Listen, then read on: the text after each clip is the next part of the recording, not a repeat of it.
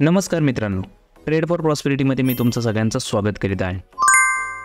संध्याकाळचे वाजलेले 5:30 पावणे 6चा टाईम झालेला आहे आणि क्रूड ऑइलची लेवल जी आपल्याला पाहायला मिळते ती म्हणजे 6385 पासून 6370चा हा जो एरिया आहे, या एरियाला रॅलीचा 2 हार्सच्या टाईम फ्रेमवरती एक डिमांड झोन बनलेला होता.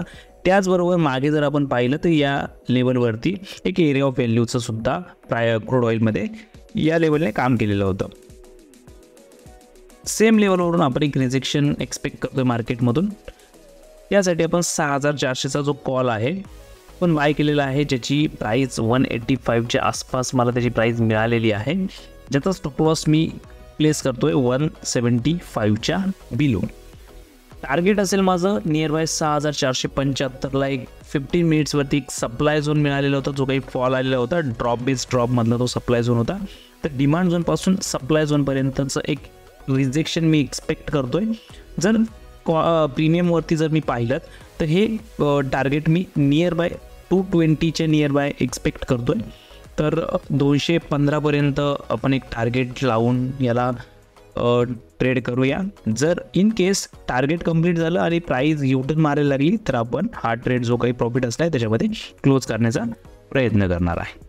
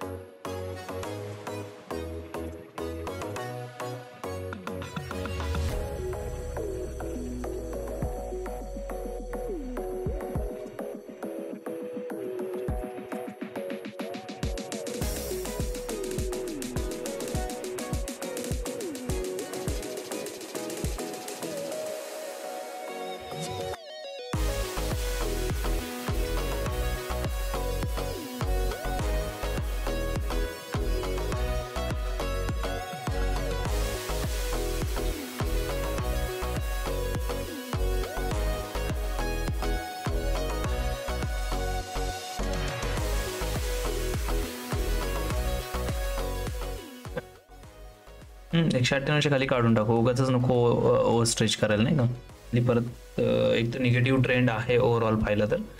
आणि हा असं नको व्हायला की राईज आलाय वरती आयसलँड टॉप बनला आणि फॉल स्टार्ट केला आणि आपण त्यात होल्ड करून बसलो ना, आपण आहे तो प्रॉफिट लॉसमध्ये घेऊन गेलो, असं नको व्हायला. नाही करेल तो, करेल मला असं वाटतं तो कम्प्लीट करेल वरती, नंतर फॉल करेल, देईल तो का त्याच्यात. आणि दिसत आहेत थोडेफार खालून रिजेक्शन दिसतात, कारण फर्स्ट फुल बॅक आहे ना, तर परत एकदा वर जायचा प्रयत्न करेल आणि ह्या पुल बॅकमध्ये थोडं वरती गेला ना तर बेटर राहील. कारण आयसलँड टॉपमध्ये पण प्राइस समटाइम्स एक हायर आहे देतेच.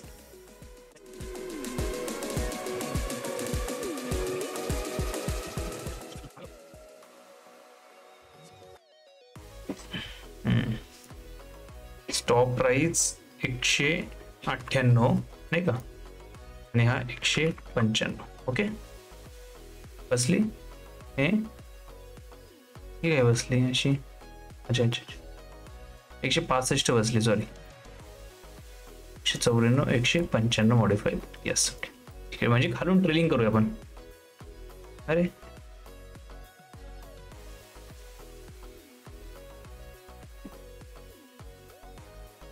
modify order status is changed.